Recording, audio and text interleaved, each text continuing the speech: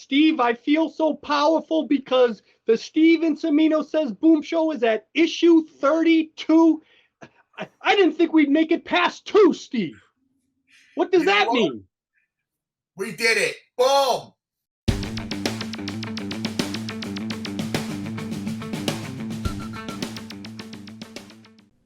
Hey everyone, welcome to Pop XP. And before the show starts, make sure to click that subscribe button and click the bell to get notifications when we go live and we upload awesome new content. And don't forget, if you can, make sure to share our stream on all your social media outlets. We appreciate it, and thanks for helping us grow the Pop XP channel.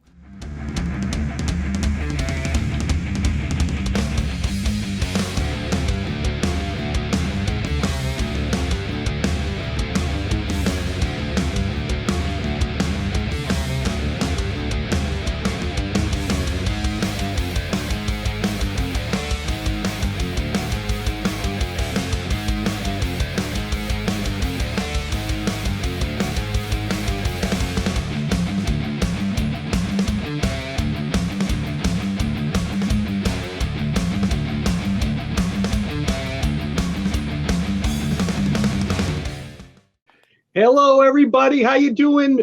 Steve and Cimino Says Boom show is here, issue 32. Steve is back with a full tank of blood, right, Steve? It's up, is it? I'm overfloweth. Overflowing. And down below, as everyone knows, the Pop XP man himself with Billy Tucci somewhere in the ether. Niall Scala, tell us what's going on, buddy. Oh, you know, I got to tell you guys what's going on. First and foremost, as you know, look below and hit that subscribe button. And don't forget to smash that bell to get notifications when we go live and we upload some awesome new content. And before I hand it back over to you guys, you know, my wife will tell you, you know, Niall gets things. He sees things. You know, he can feel things. And tonight I'm feeling something. I'm watching my back. I'm going to tell you guys right now, I'm watching my back because I feel like there might be a brawl. You know, there might be something of a, I don't know, a brawl, a fight, a slugfest. I don't know, but I came prepared, and I think we got to get into this. So, gentlemen, I got to hand that back over to you. John, Steve, what do we got going on, brothers? Okay, Steve, I love when we have guests. And yes, we have a guest on today's show, and I love that. But today's a special guest because as we have a lot of idols and a lot of our mentors, this guy gonna be coming on is a friend, a true friend. But before I introduce, I have to just take people back. And Steve, I have to tell a little story. Back in 2012, John Cimino right here discovered the 1963 Ben Cooper Spider-Man costume. And I wrote the first article on it. I discovered it. It was, for me, it was one of my masterpieces. But it was a masterpiece only I thought was a masterpiece because I thought I discovered something that was pretty. Anybody out there who doesn't know what I'm talking about, it's in the realm of myth now. Go to hero-envy.blogspot.com and you can put in 1963 Ben Cooper Spider-Man and you'll know what I'm talking about. But I discovered this, and let's just go back for a second. It was Roy Thomas. This is when I was just doing my correspondence with Roy. He told me that this was a story that needed to be told, and he kind of eagered me and pushed me to keep writing this. And when I sent it to him, he thought that it would be a big deal. So, anyways, I sent it. So it was in 2012, and then for the next few years, I sent it out to all the news media outlets. Steve, when I tell you I sent this thing out, I'm talking about all the major media outlets in the United States. Nobody cared about this story. I'm thinking to myself, I thought it meant more. Lo and behold, in 2015, one person writing for the New York Post contacts me, and he thought it was a great story. And he made it an article. He did a great job, and he put it out there, and he made it an infamous story, which is still talked about today. The guest we have on today, and me and this guy have become friends ever since. And before we introduce him, I have one more thing to say. Not just did this guy help me bring that story into prominence, because we talked for 2 hours after that. Like when we went about the article, and then And then I told him, hey, you need to come down to, I can't remember. I think it might have been Terrificon or something. And I said, come down and see me and all that stuff. I'll get you in. And so he came down and he was writing something. And he was like, I'm starting a book. And he said that I'm going to, I need help. And this was in the infancy stages. And he wasn't even sure of the title. And I told him a story about Jack Kirby. We could never use that story, but lo and behold, this book prospered into a bestseller, and it became awesome. And we're gonna have this guy who I dearly love, that and I'm honored that he's here, and he'll tell you his whole history. And as you can see that little image over there in the corner, oh my God, let's bring in my good friend and yours, and a great comic fan to boot, a great human being, and I bother him all the time to leave New York and come live with me, Reed Tucker.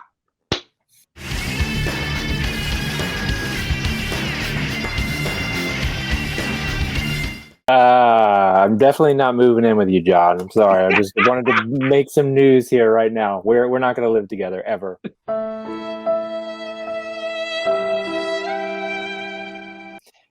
What a waste of a bunk bed. It's so true.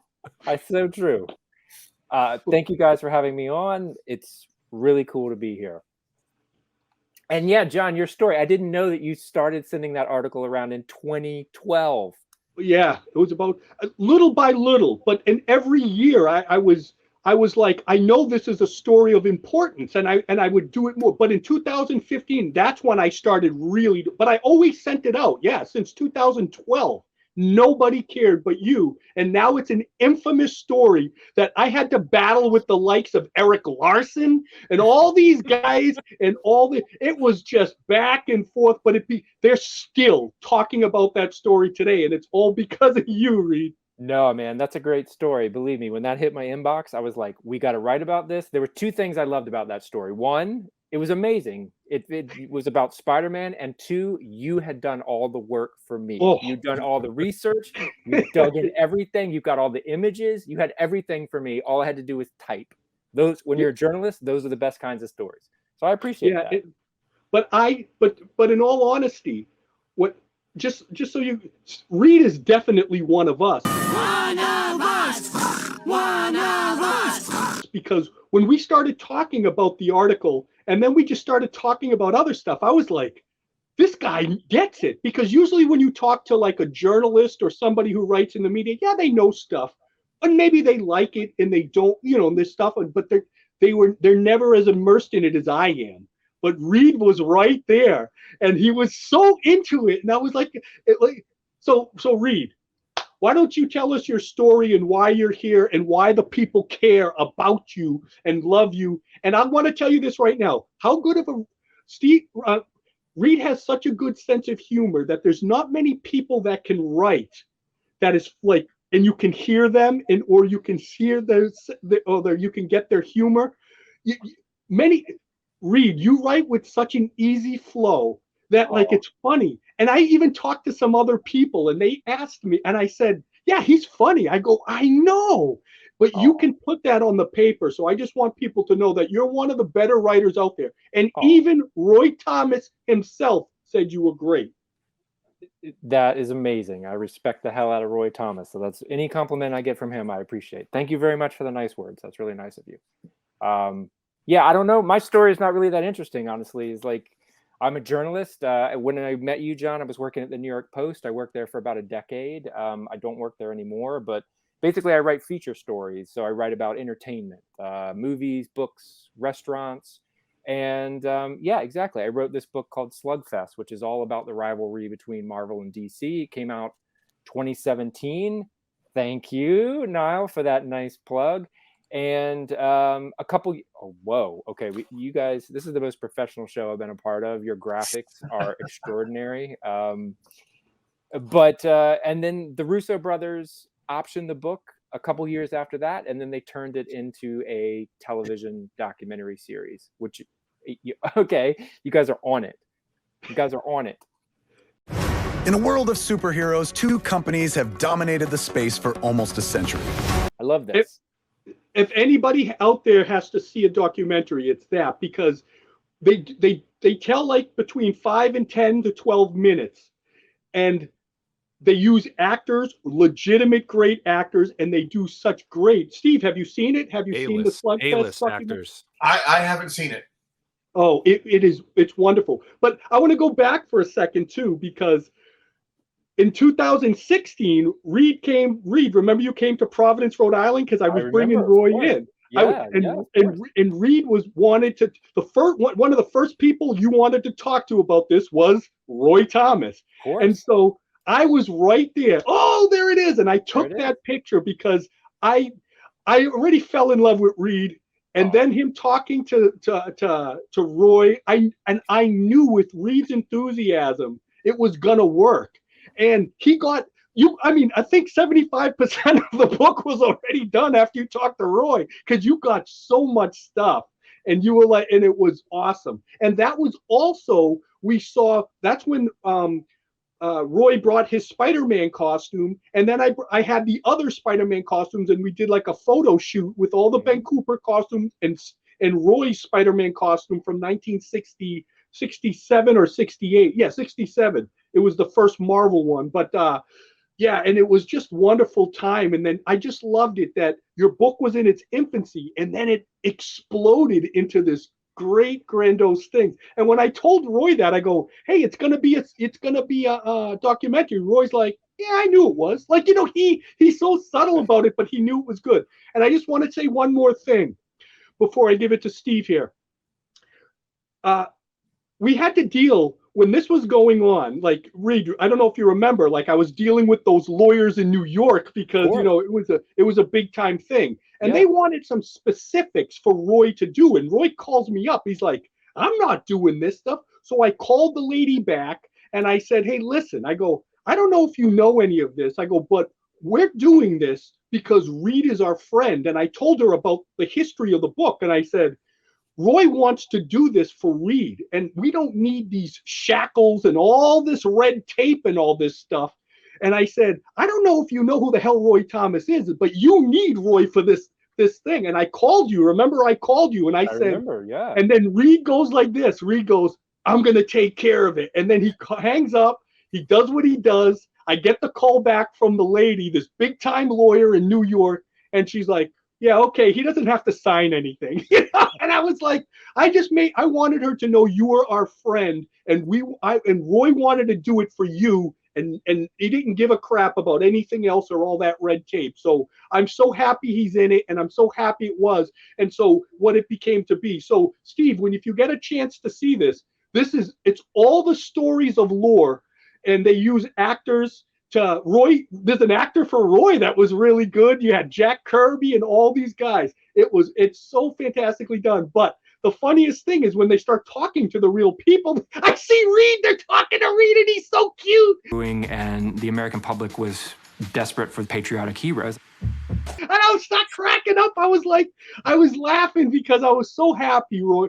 I'm Reed, because once again, I just remember you coming at Terrificon and you're telling me about this. You were even contemplating with the the title. I don't even think it was, you had ideas, and you had your little notebook and all that stuff. Right. And to see it from that coming onto the big screen with the Russo brothers, I was so proud of you.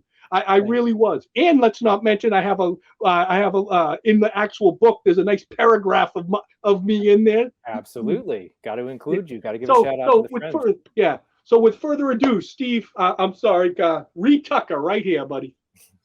Well, Reed, it's an honor to meet you. Obviously, I've never met you or spoken with you before. That's right. But I think for our viewers, I think it would be good and very informative to see what your origins are with our little comic book world. Where did you begin? What was it that you gravitated toward? And what are some of the highlights? So basically, where did you first come across comics and what happened?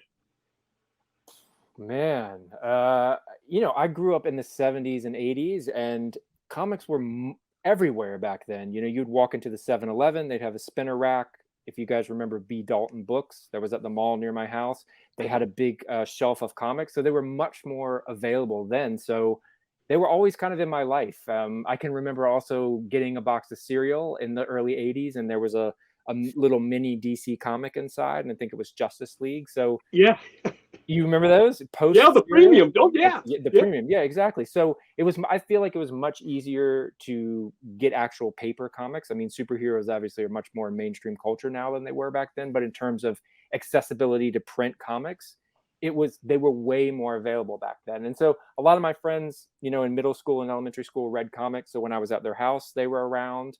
So that was really the first time I can remember seeing comics. And from there, I guess I just got interested in it. I guess I tell this book in the story in the book, sorry, but you know, I'd read comics off and on, but I remember I went to a bookstore around 1986, and I was sort of interested in comics. And I was browsing this bookstore, and right by the cashier, they had the new trade paperback of The Dark Knight Returns.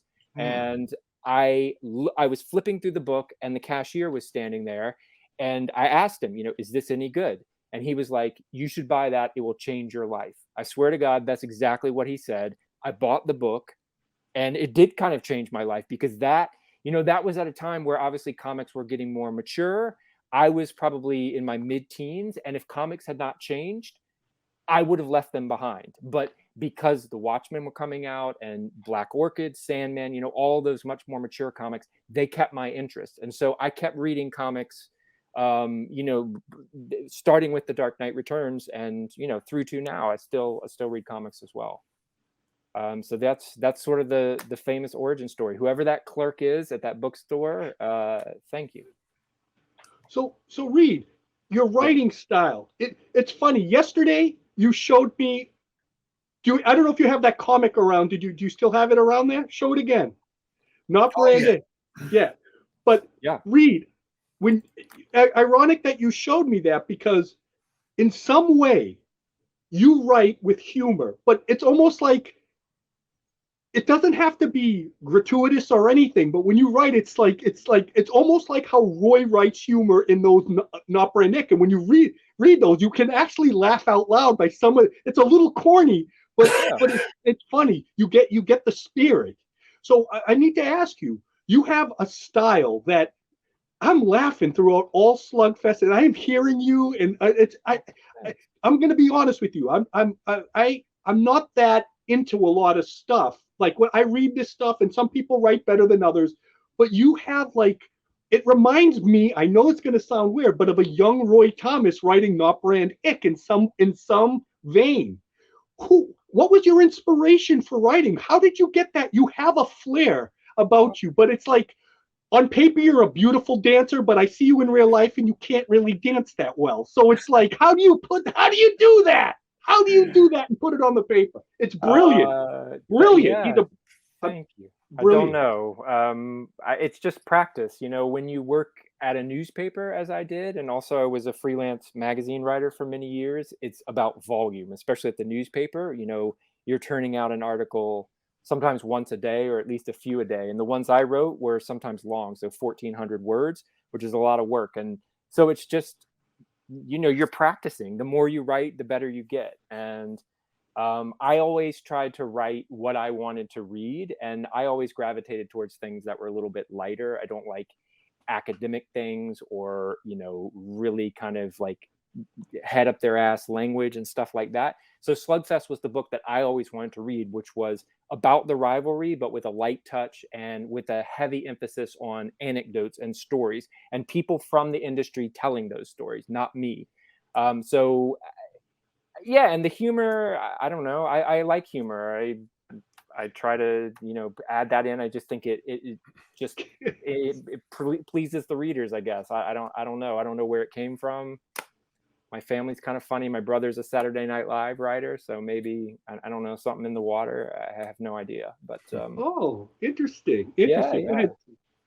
Even in the if anyone wants to purchase the audiobook version of it, which I have as well, and I was listening to it just to catch up on stuff because I've read the book.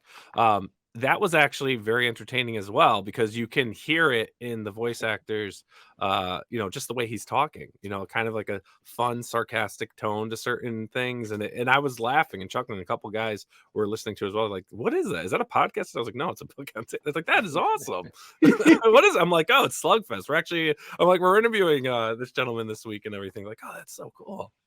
That's Yeah, nice. they Yeah, bought and people always tell you to write like you talk, and so you want to get that voice in there, and it's sometimes Yeah. hard to do, but I feel like that's the best way to write. And a lot of times people sit down and write, and they write in a different way that than they speak, and that's where I think it becomes a little bit stilted. So I Yeah. try to write in that rhythm using the same words and the same kinds of jokes. Yeah, but Reed, what's funny? It's not just me saying. Niall, Keith, my buddy Keith Gleason and all that Oh, stuff. yeah. When Yeah. he read it, he calls me up and he tells me, he goes, "Did you read it?" He goes, "It was funny." He goes, "It sounded like Reed." And I said, that's what he said. He goes, because you're serious about points and you get it across, but then you always throw your little quirky things in there. But it's very easy to read. But Keith even called me and he said the same thing I was thinking. And I said, "Yeah, I know." So it's not just me saying that and tooting your horn. Other Thanks. people truly do. Yeah, it's so good, Reed. I'm so Shout out proud to of you. Keith. So happy for that. I love Keith as well. He's a nice dude. Go ahead, Steve. Give him one. It's sort of a slight contradiction in a way because obviously the way John is speaking about your fun way that your humor and stuff like that, but you gravitated toward those darker comics. You had left those lighter comics behind, and you would have been dead and gone. There's no way you were going to read another Superman story where he's putting a mustache on to hide from Lois Lane. You were delving right into that deep stuff. I mean, that Dark Knight Returns is an extremely heavy a comic, and of course it was earth-shattering at the time. And a lot of people were saying that the old style of comics were dead, and we were in the new era. And then, of course, a year later, you get Watchmen. And, and then, of course, you mentioned the Sandman and the Vertigo and stuff like that. So it's interesting that, when you're doing your writing, it's nice and light and funny. But the way you entertain yourself with your comics is you're right up to your neck in the deep, serious stuff. Don't you find that sort of funny?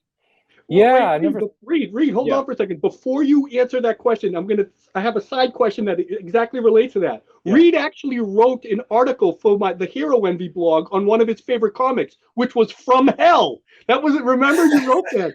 So throw that in there, Reed. Answer that question. I feel like I'm outed as a serial killer right about now. No, I mean, I think, I never thought about that, but I think I like to write what I want to read, but some of the things that I read are things that I could never myself write. And so I appreciate the things that they have done that I recognize I could never do myself. From Hell is amazing. The research I think that Alan Moore put into that is freaking amazing. I would go insane if I had to spend that much time researching one subject. I just couldn't do it. I also love, the Eddie Campbell art, I think is so perfect for that. I think that story is incredible. And it sort of elevates what comics can do because, as you guys, I'm sure know, it's like when people think of comics, they think of American superhero comics. And so I always love, if anyone ever questioned comics, give them From Hell. It's like, this is a completely different kind of genre. It's heavily researched. It's based in history. The art is very realistic and amazing. And so I love that comic. But yeah, the darker stuff, again, it's like, what Neil Gaiman does in Sandman, I could never do in a million years. Never. What Frank Miller does, I could never do in a million years. And so for me, it's almost like when I'm reading those things, it's a little bit of aspirational, like just sort of marveling at the craft, as opposed to some of the other stuff where you feel like, oh, okay, maybe I could write this. For me, that's not as satisfying. So I guess maybe that's why I gravitated towards those things. Throw Watchmen in there as well. I mean, following on from that, yeah. A lot of the guests that we have here on the show, there always tends to be a period where suddenly they're in the industry. They break through, they have a friend, and they start off, and it's like, well, I did a little strip, and suddenly I'm working. Did you ever get close? Were you ever like, wait a minute, I think I can actually write comics. I think I can do this. Or did something stop you?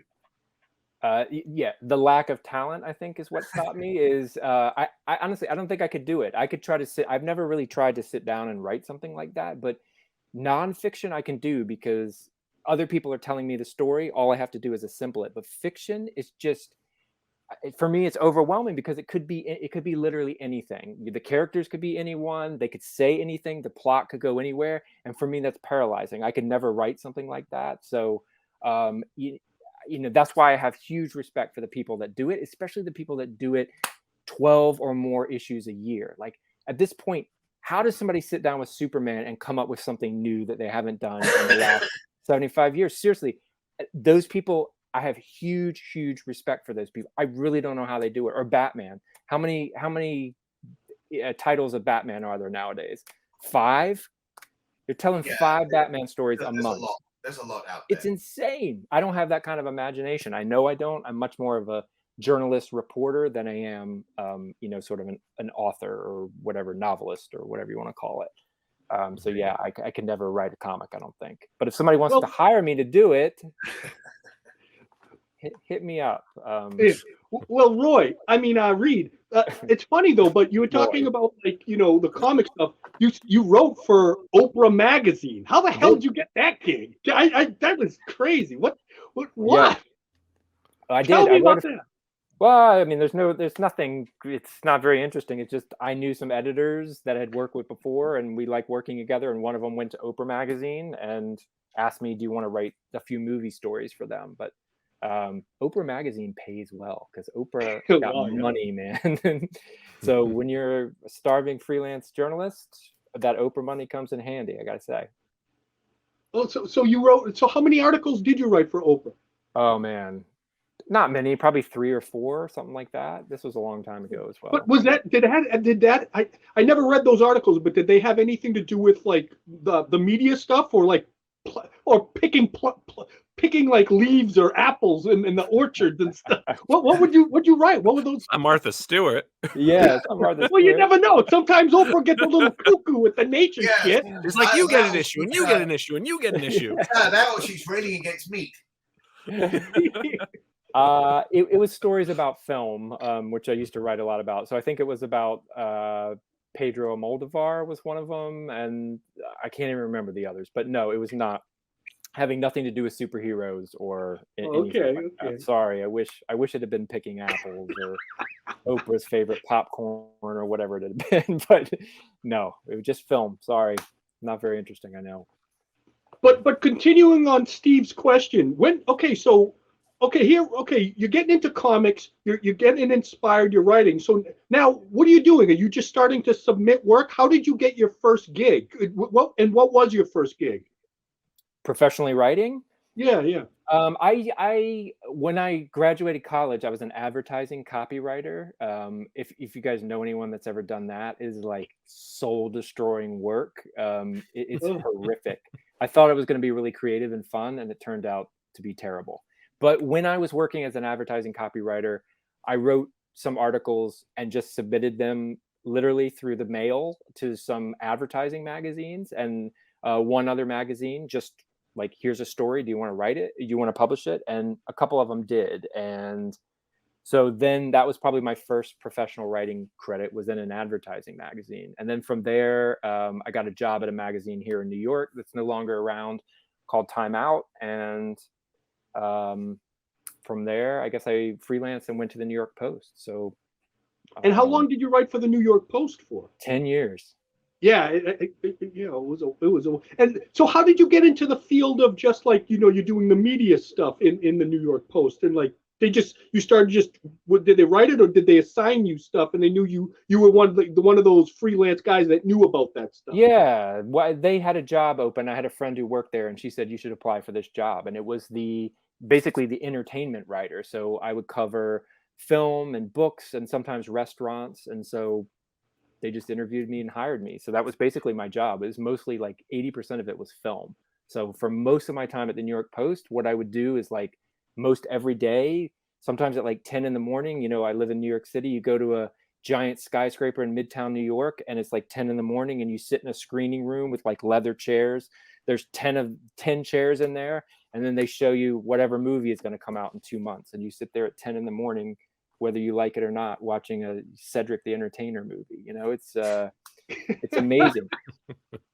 So a lot of the movies I got to see early, including a lot of the superhero movies. So when the superhero movies started coming up, I was like, Jesus. I remember seeing the Avengers like a few weeks early and just being like, this is insane. And then I also remember seeing the Justice League a few months early and being like, this sucks.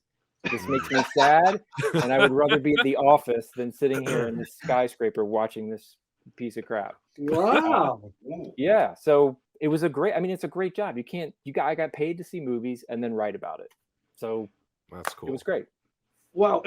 And I gotta say, like Niall and Steve, when he did the article on the Ben Cooper costume, that the next day, when nobody cared for like so many years, the next day it went so viral. I was getting calls from like the DK, the UK Daily, all these out of country. There was even an African newspaper that contacted me that wanted just the amount of reach Reed's article did for me was so unbelievable. And I was like from Nigeria. One was from a paper from, they wanted to know about the Beko. And you want to know how stupid I was, just so you know? They wanted pictures and all that. And I gave everybody pictures, and they're like, oh yeah, we'll pay you. Not one of those outlets paid me a dime. Where's my money? You gonna give me my money? Where's my money, man? I was so stupid. I was just so happy they cared, and I was just sending pictures to everybody, and they interviewed me, and then I never hear from them again. And I was like, I didn't care, but like nobody paid me a dime. I got ripped off by everybody. Everybody. I was so desperate. But just so you know, it was Reed, and it was such a wonderful thing. So once again, and then I just want to say one more thing, because it meant so much to me. Not only that was Reed part of that, my daughter was also part of that, because the next day the photographer came to the house and they were taking pictures. And I never knew this, but the New York Post used the Boston Globe's photographers and all that stuff. They used a lot of their freelance guys. So when they came to my house and they were taking pictures, they wanted Bryn in the shot too. And I was so happy.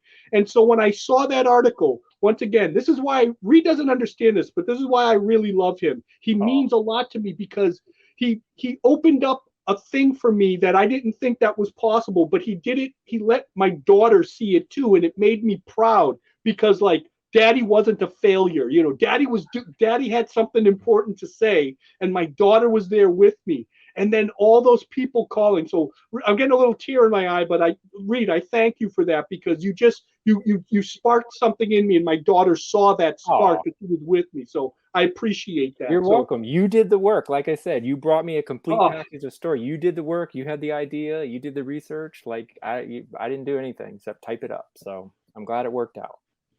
Okay, go ahead, Steve. So, have you ever done any work for any of the other specialists, like comic publications online or in print or anything like that? Has anything interested you like that since you got a taste of it? You know, working, doing Slugfest. You know, obviously now, you do have a certain amount of knowledge and about how the way things work and stuff like that. I would think that you would definitely have, combined with your skills, of course, if you're working in a newspaper for 10 years, you have a certain level of credentials, because there's a lot of people out there that are working online, and I don't know what they're sniffing. Okay, I don't know, and it's like, yo, dude, and it's like, it's just they're writing with a hammer. So I was just thinking, has anyone ever approached you, or have you ever been, a way that you can, utilize those skills and bring some, credibility to certain, either websites or publications? I appreciate that. No one has ever approached me. I've thought about it. I love all the Tomorrow's publications, back issues, and the books that they put out, I think are fantastic. And John, I know you wrote for those occasionally, but I think everything they do is great. And I always thought about contacting Michael, the editor of Back Issue, and saying, hey, can I do something for you guys? But I don't know. I haven't done it. I have a day job, and sometimes it's hard for me to find the time to write or the will to write. So, but yeah, I would love to keep doing something because it really interests me. But I don't know if you guys find this, but honestly, one of the things that holds me back is that, as you know, like the comics world was so small in the 60s and 70s, there was only a handful of people. And at this point, there's only a handful of people still left alive.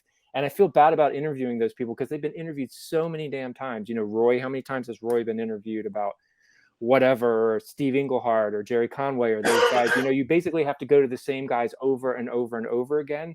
And so I feel like at this point, there's really nothing new I could uncover. And so that's why for now it's stopped me, because I know they've told their stories a million times, but yeah, those are the reasons why I haven't really pursued it. But I would love to. If anyone wants to hire me, hit me up. I'll do it. Reed, I do want to Yeah. ask you this. Okay, Yeah. after writing, I never asked you this, and this is interesting. After writing your book on the Marvel versus DC and having it all and learning all those stories and the shark infested waters of what do you think? What do you think of DC and Marvel? What is your synopsis of your own writing of that world? What do you take of that now? What do I think of the companies? Yeah, like what do you think of the whole story of Slugfest? Like your own personal opinion of like how it was. Yeah, I mean, a lot of it I did not know. You know, I just found out it, you know, researching it like anyone else would. But you know, the main thrust of the story is that, you know, as you guys well know, that like DC was like the premier company, like the blue chip publishing company for kids, you know, all through starting, you know, with Batman and Superman, and then through the 40s and 50s. You know, they were like unshakable. And then this crappy little upstart company with one employee basically comes along and dethrones them. And it's still, you know, Marvel is on top. DC has never clawed back, you know, in whatever it's been, 50 years. I just find that kind of tragic and also astounding, especially considering the fact that DC probably has the most recognizable characters, or at least they used to, you know, Superman, Batman, Wonder Woman. I guess That's Spiderman arguable now. That's arguable. It is arguable now. Yeah, That's I think arguable. Spider-Man is probably in the number one.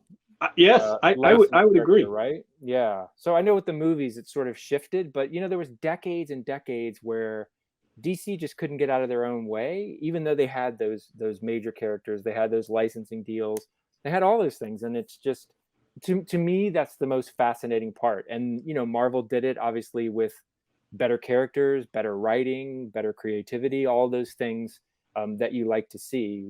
So I to me, that's the most interesting part. So I have much more respect for what Marvel did, even than I did when I was growing up. And I feel a little bit sort of sorry for DC. I don't know if that's the right word, but just, I feel like they're a tragic character. Honestly, they're just like, I one day I hope they're back on top, but I don't know if that day is ever going to come. I really don't. Do you guys think they'll ever be number one? Steve, you think No. DC will? Well, you know, the funny thing is, and this is probably going to be one of the more controversial aspects of our little show right now. DC have been making some moves and hiring people, same way Marvel has, that don't actually like the characters and have felt that there's been something wrong for a long time. And it's their duty, their job, to change it for us. And so I have heard many, many times from some of my DC friends that I've just read my last DC book, Steve. I'm like, what are you talking about? You've been reading Batman for 23 years. I'm done. And so when I look into it a little bit further, you know, because obviously, you know, my job, you know, is to find out what's going on, what's making sales and what's dying and what isn't. You know, I found a lot of the editors, creators, writers who are coming from outside of the industry for the first time. They're not comic fans. There are people that maybe worked as baristas, okay? There are people that worked in a political organization and they made coffee. Or maybe they did photocopying for Bernie Sanders. Whatever it is they do, they come into the industry and they're like, I've always hated Batman because of this, this, and this.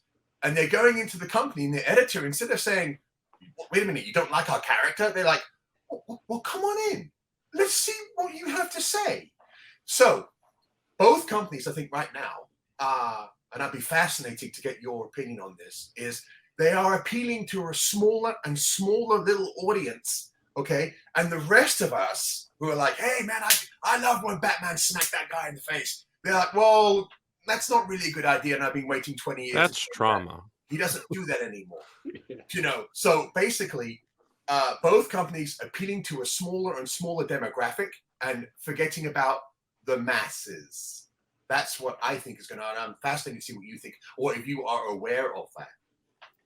Yeah, I mean, I'm certainly aware of it just from, you know, an anecdotal perspective of that shrinking audience. And obviously with the direct market, you know, coming in the 70s and in the 80s, like the comic publishers just decided, you know, these are the people that we're going to target, and everyone else be damned. You know, those kids like me who used to go to the 7-Eleven and pick up the books and not read every single issue. You know, we were kind of left out in favor of the, you know, I guess it was a more lucrative market, that direct market. But now it's kind of, as you say, exactly right. It's blown up in their face. Comics are too insular. I think people from outside, and I have this problem as well, is like I read about something online, a series that I want to read, and then I'll go to the comic shop to try to get the trade paperback. And there's like 20 volume ones of something, and then it skips over, the title changes to something else or what, and I'm just like, well, where am I supposed to start with this? And it just sort of pushes me away. And so yeah, but you know, a lot of people I talked to for the book, and you know, this was, you know, almost 10 years ago at this point, told me that in both companies that they don't really give a shit about the publishing anymore, and that they basically see the publishing as kind of a loss leader to feed the movies, the video games, the merchandising. That's what they want. So they'll take the ideas from the publishing, but they don't really care about the publishing. They're only keeping the publishing around because it's sort of grandfathered in. And so, you know, they felt kind of shunted aside as well, even back then. So I don't know what's going to happen. Obviously, throughout history, there have been, DC at least has talked about, we're going to shut the publishing division down and just focus on bed sheets or whatever, but I don't think that'll happen, will it? I think you're going to see a rise in the independent publishing outlook. I think you're going to see the IDWs, the Images getting up there again. You know, Boom Studios is doing some amazing things. You're also seeing crowdfunding has soared to levels that actually can compete with mainstream comics now. So now it's just these creators are literally going and making their own books, you know, because it's like a puppy mill.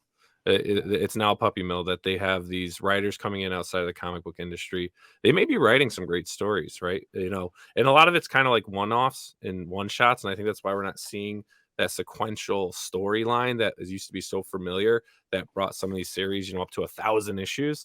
But they may make great movies, you know, and a lot of these books I see now, a lot of the writers too come from film. A lot of them are coming from film backgrounds. A lot of creators I interview, you know, what's your origin story? Well, I went to film school. I did this, I did that. Their script didn't take, so they adapted it to comics. Some are seeing great success with it. Others are still, you know, chugging along. But it's definitely like, I want to make my movie. You know, I want to get my script out there. And that's what I see with Disney and Marvel. I mean, Disney, yeah, because they own Marvel. And DC and Warner Brothers and everything. It's like, okay, we'll bring them in. We'll get a great story. What can we make a movie out of? You know, and if they're smart, they might be better off shutting down publication and licensing out the characters and let other creators do what they want with them. Yeah, it's funny where Steve has the pulse on the current stuff that's going on through his store. Niall has the pulse on all that crowdfunding thing because he's in the heart of that. But to go back to what it's also missing. This is something we can all relate to. Reed, Steve, me, Niall. Reed Tucker comic. Yeah, no, yeah. But do you remember what it's missing, Steve? You got to admit, like even to go to Slugfest. When the kids used to talk about it on the playground, who could beat who? Remember Superman? Oh, did you see the Abomination fight? I remember bringing in Bring on the Bad Guys. Steve, you know that? And I was so mad that the Abomination beat the Hulk in the first fight in issue. Like I was so mad, you know. And then they were all saying to me, "Yeah, see, he's stronger." I'm like, "No, he came back." And then the Stranger popped the Hulk away. But what I'm saying is that's what the comics, that's what the Marvel and DC stuff is missing today. It's everybody trying to be sophisticated, trying to do stuff without saying a good story that the kids are not talking about that on the playground anymore. They don't care about that stuff. It was a magical time, and I don't know if that time will ever come back. So Reed, it was funny, like, because that was actually a part of Slugfest, and like when you were talking about that. But I think that's a problem with the industry too. It's like that new batch of kids that were like us reading that stuff, and we gravitated to those characters, and they meant so much to us. Like, we're fighting with people on the playground and trying to get our point across. I taught for 6 years, and I was on those playgrounds, and I taught grammar school. Never once. You know who was talking superheroes? Right here, Mr. Cimino. He's talking to the kids. All right, I'm going to be the Hulk, and I'm going to throw these rocks. If I hit you, and blah, blah, blah, blah, blah. Anyways, but I'm just saying, you just don't see that anymore, and I think that's a shame. Yeah. Well, the kids don't want it either. The kids don't want it. They don't. And why do you think that the millions of people who go see the Marvel and DC movies, why do you think that doesn't translate into them reading print comics? It's late. They don't want to. Why am I going to read a book when I can go to the movies and see it? Like, oh, the movie is really cool. Let's talk about it. That's great. And well, actually, but they did. Here's the one thing.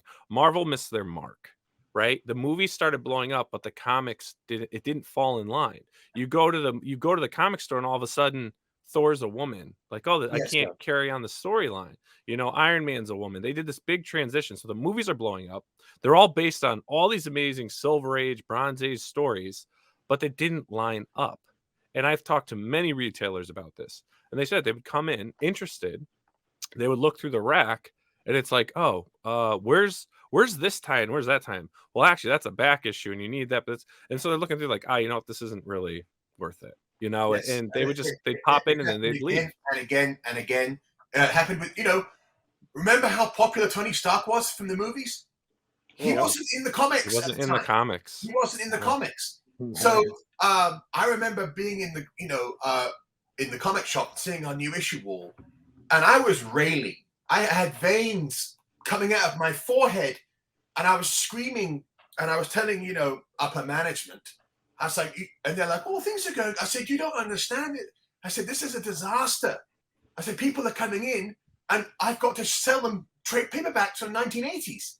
There's nothing new. They're not coming in. And I think what Niall said right there is the biggest nail on the head ever, a lost opportunity. And again, they haven't learned anything right now, because now in phase four of the Marvel Universe, there's this move to swap all of these other older type characters out and replace them with these brand new ones, and it's like, well, we don't need Captain America anymore. We can have, the Falcon. Okay. Why are you taking away people's opportunity to keep seeing Captain America? Who's making those decisions? Captain America, Steve Rogers, is a fantastic character, over 70 years of history. And then all of a sudden it's like, well, he had 5 years, and we should move on. Why? And it's those sort of things that drive people, drive me and John and Niall absolutely nuts, and drives our store owners even more crazy, because as soon as that door opens and someone walks in and says, yeah, oh man, I love that film. I love the Spiderman film. And they don't have the product, and then they just sort of flitter away. It's sort of criminal, and it's a shame. And our industry right now, to be honest, can't afford that, because the readership has gone down so far. We have a lot of speculators. We have a lot of people flipping. They're on eBay. They'll hunt the new titles and new characters, and they're like, I flipped it on eBay. I made $300. Yeah. But they're not in the playground talking about how the character was stronger or faster or quicker. They're not doing that anymore. So we've attracted an audience of speculators who will watch the latest news and say, oh, such and such is going to appear in the new She-Hulk series. Oh, that book's going to go up. How many copies can I buy to make money from?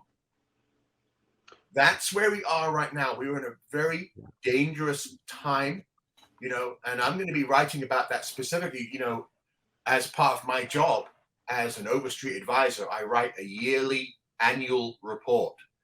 and the report that I have brewing, people's heads are going to spin, you know, when I actually explain to them that, you know, we may be dealing with, in the future with the closure of 10 to 15,000 different stores, unless we can change this and get it turned around. And it segues quite nicely into something you said earlier on about DC being all comfortable, being in their offices with their suits and ties, being so, you know, focused but unable to move, just rigid. And along comes this little company and just pulls that carpet from underneath them. And I think what Niall is saying about these younger companies, these companies that aren't quite so corporate maybe, these are the guys that are going to have to pull the carpet out from under Marvel and DC and get some people coming in and saying, you know, oh, I love Invincible. I love that book. La la la. That's my one thing that I read. I read. And that's the main key. Yeah. So again, it does, I think, fall quite nicely into what you were saying about DC being this staunch, huge a tower. You know, you would look up and go, there's the DC tower. Okay. Yeah. Well, there's no DC tower anymore. It crumbled. Okay. It never recovered. And now Marvel right now is this huge Marvel tower. But underneath, it's like, hey, there's no. They're hanging out in Disney's tower right now. That's what Disney's it is. Tower.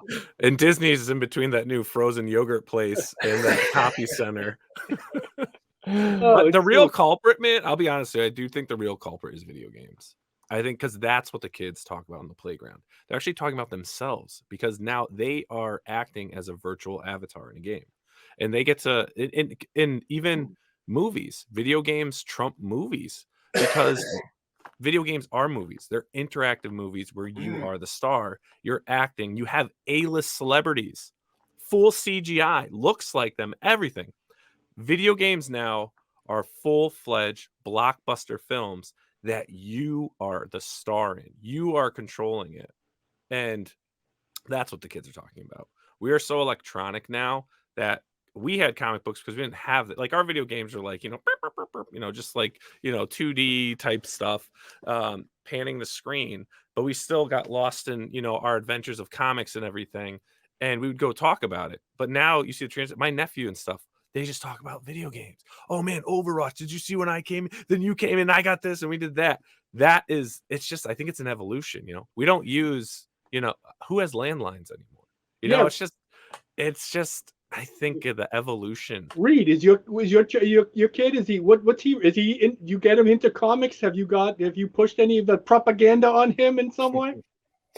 Yeah, I have a 4-year-old son, and it's really interesting what you guys are saying because he's into superheroes, not through anything that I did, but just through sort of the ether, through merchandising, through lunchboxes, through cartoons or whatever. It's funny because he was just bugging me today about, Halloween's coming up. He wants to get his Halloween costume. And weirdly, he wants to be Deadpool for Halloween. He's never seen Deadpool. He's never read a Deadpool comic book. He's never watched a Deadpool cartoon. I don't know how he knows about Deadpool or why he wants to be Deadpool, but he's seen a picture of Deadpool. He thinks the costume is cool. So that's what he's going to be. So I wonder, like you guys are saying, but maybe there's just nowhere for that interest to go. There's no comic book that you could feed him to feed that interest. Like there was, he can't walk to the 7-Eleven like I did and be like, oh, okay.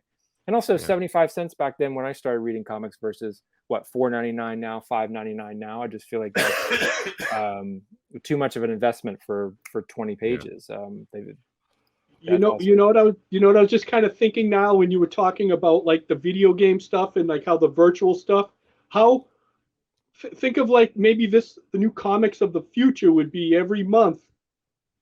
It's a video game / you're in it, but it's a comic story that you it's a virtual thing that you go through it and then you go and it could end in a cliffhanger and you have to wait till the next month to get the next issue, which is like a virtual type of. They've tried that. They've actually tried that. Like Wolf Really? Among Us is an example of that where it was it's an all digital, right? And then every, I don't know if it's like once a month, a new chapter downloads.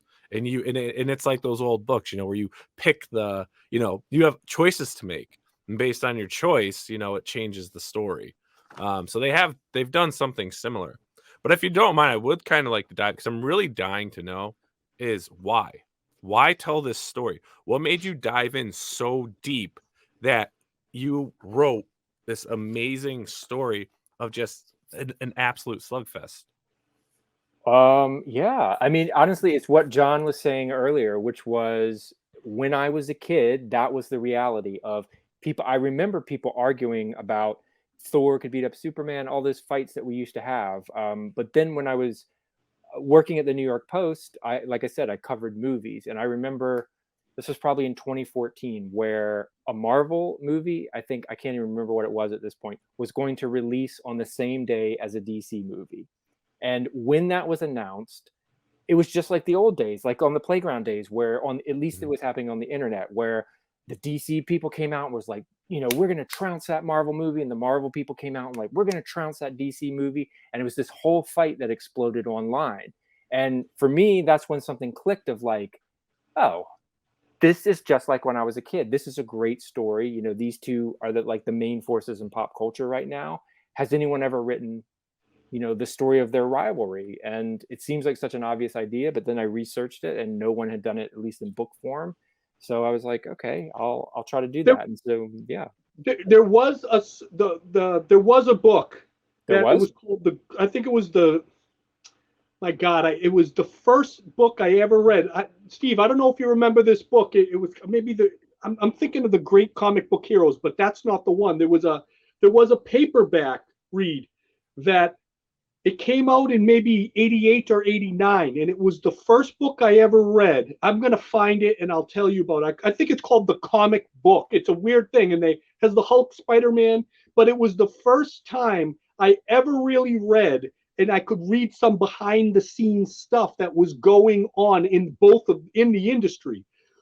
And that's because when you told me about your book years and years later, it reminded me of that book. Obviously, yours was way more in depth, way more, you know, it was just so much more. But I always remember reading that book and being like, oh my God, like you actually got the behind the scenes on how they were fighting each other and stuff. I don't know if you ever read that book. I'm gonna find it. I'll show you. I think, like I said, it came out like 87, 88, or 89. I don't know, Steve, if you remember it. I'm gonna look that up. But yeah, I'm unaware of that book too. I'm curious. Yeah, I'm gonna look that. But obviously, Reed, you took it to another level. But because I remembered some of that stuff, but when you were telling me at Terrificon, you're like, I'm gonna write this book, and I was like, I thought about that other book, and I thought it was so cool. But I'm glad that you did it because it was fantastic. That also brings up another interesting thing, Reed. Your original source material, the stuff that you were reading and looking at, what were, you know, was it like the history, the sort of fluff pieces that were being out there for a while? What was it, that you were reading, that made you ask these questions and lead you in the direction on certain subjects? You mean for the Slugfest book? Yes.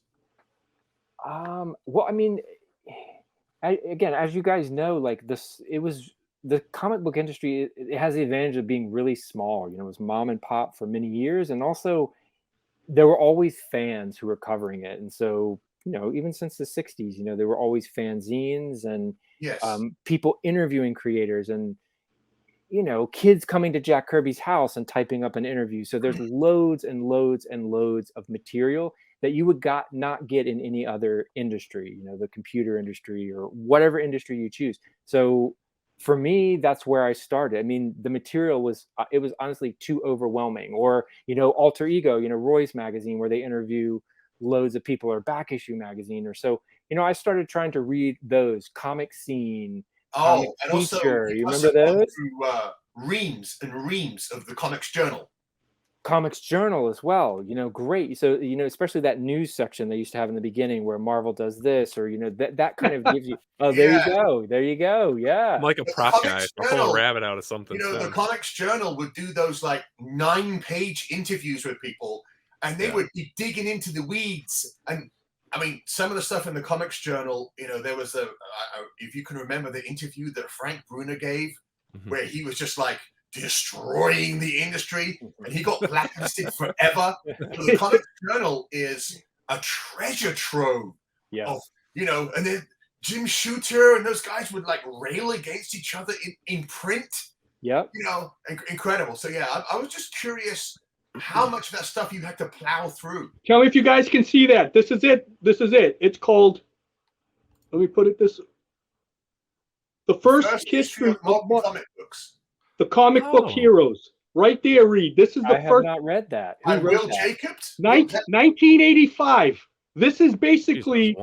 Who's the author there, John? Yeah. Will Jacobs and Gerard Jones. It's actually it's actually. Oh, Gerard Jones. Yes, it's actually pre-Slugfest. This is the first book that I ever read, and I could not believe it existed because they had all the stuff that was going on behind the scenes and the fighting. I don't know. So it's just interesting. Like I said, it's not as in-depth as yours, but like when you told me, it reminded me of the back. It's from 1985.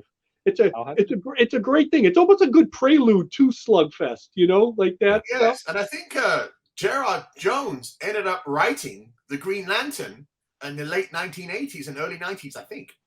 I'm surprised. I'm surprised you bastards didn't read that thing. I'm happy. Steve, it didn't? You never fell into your hand, huh? No, well, at that time, I was still working down. Let me see what I have here. You know. Well, nothing. But check that out. Reed, I think you'll be interested in all that stuff. But you take it to another level. But that was the first book I've ever read that had like the behind the scenes and all that stuff. And Reed, okay, I know we're going to let you go soon, but Reed, you're a hero guy. Tell me your top 5 superheroes. Why don't you tell us that? Like, who's Little Reed Tucker loved, and who does Reed Tucker love now? I want the grit. I want what does I know you're stoic and you always act like, you know, like because you got to be all professional and shit. Give me a break. Tell me the superheroes who you love and you still drool over. I mean, top 5. Let's go. Start at number 5. Come on. I gotta count backwards.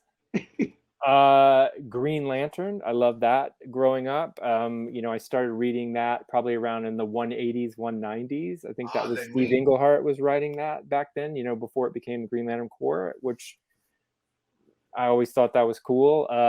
Swamp Thing also. You know, I'm an 80s guy. Nice. I love Swamp Thing. I think interesting writers have done really interesting things with him. Wolverine, of course, a classic, especially in the 80s before they revealed his origin. I thought it was such a cool, mysterious character. You know, he had no idea where he came from.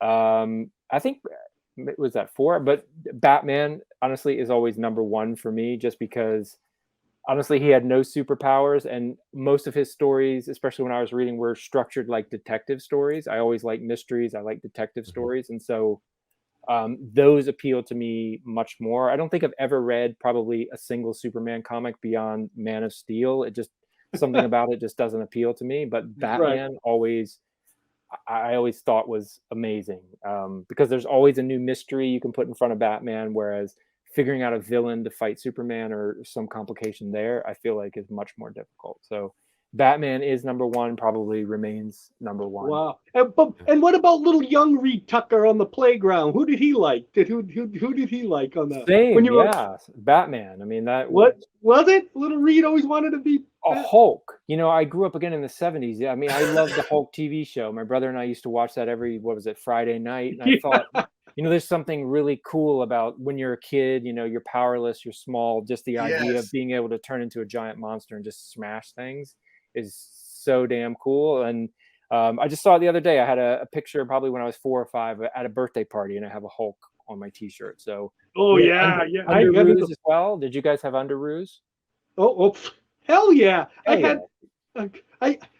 I have them now. No, I have the original. He's like, I'm wearing them right now. Yeah, exactly. No. But what I loved about them too. Wait, Steve, do you remember the I don't know if Steve had Underoos. I'm talking about in England, but we don't we weren't all rich like you Yankee kids, Yeah, getting underoos.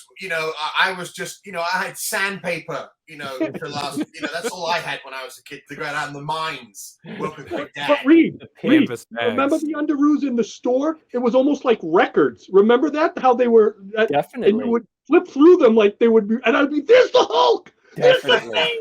Oh my God, Definitely. Shazam! Like, do you remember? I Do you remember? definitely- Yeah, they were like records. I Yeah, remember. I love those. That was so cool to be able to dress up as a superhero. So those are my guys. Still. Okay, and one more question, Reed. You grew up at the same time, me and Steve. Niall's a little bit younger than us, but like you were right there exactly what. Let me ask you, back then when you were a kid at that beautiful time in the late 70s, early 80s, what was little Reed Tucker's favorite superhero toy? Or favorite toy? Had to be some. Did you have any Migos? I never had any Migos. Oh! You're the one who introduced me to Migos. I got to say, I've never heard of them. I've never seen them since, honestly. Favorite toy? Shrinky Dinks. Does that count? Yeah. You remember Shrinky Dinks? Yeah. I had the Hulk and Spider-Man one. Remember the Hulk? We had those as well. Those things were awesome. Put them in the oven, they shrink, and I guess you just then throw them away because they're useless at that point. But, Steve, did you have an oven? Nothing. Huh? I couldn't put it even in the fire, right? You had to put sticks together out back. Yeah, I remember asking my mum for a toy once, and so she got her stick out of the corner of the room and thrashed me with it. So that was my toy. Wow. Well, Reed. So what was your favorite toy, Reed? What was it? Shrinky Dinks. Oh, the Shrinky Dinks and all that stuff. That's cool. And now, one more question. When you got those toys, did you and your brother have to split them, or did your mom get each one of you guys something, or did you have to split? I mean, we usually shared. We were pretty good friends. I remember we had multiple underoos. Were about the same size. So, he would wear Captain America one time. I would wear the Hulk another time or whatever. So we, the toys were for everyone, I guess. So we did share. Yeah. Oh, that was great. Because that time, I know, Steve, you didn't really have it in your country, but the 78, 79, and 80 was the best generation of toys because just the market at that time. It was all the Ramita stuff. It was all Hulk and Spider. It was just such a magical time. And though it ain't no Shadowhawk now, but we had the Hulk. Sorry. But Reed, I'd like to thank you for being here, and it is an honor. You're one of my good friends, and I love you to death. And I'm always wishing you well. We're going to see you in a few months at we'll see you at New York and that stuff, and definitely will come out to eat with us. And Sure. It's always a pleasure. And Reed, just so you know, I'm honored to call you a friend, but you're an incredible talent, man, and I love you to death, and you're a great spirit. And I just want everybody out there to know. Reed Tucker, check out Slugfest. You'll love it. Read the book. And he's not only is he a great writer, but he's a true good guy and all that stuff. And as you can see, look at him. Even though he's all ginger out. Look. So Steve, what do we say? How do we get out of here? You know what? Before we go boom, I just want to say, Reed, it's been an absolute pleasure to meet you. And again, hopefully I will be able to see you in New York. We better go out and have a good laugh. Definitely. We've only scratched the surface here. So again, I really like it. Boom! Hey everyone, thank you for joining us on Pop XP. If you haven't already, make sure to click that subscribe button and also click the bell for notifications when we go live and we upload some awesome new content. Also, don't forget to head on over to Twitter and follow us at the Pop XP. And over on Instagram at the Pop XP. Thanks again, everyone, and we'll see you soon.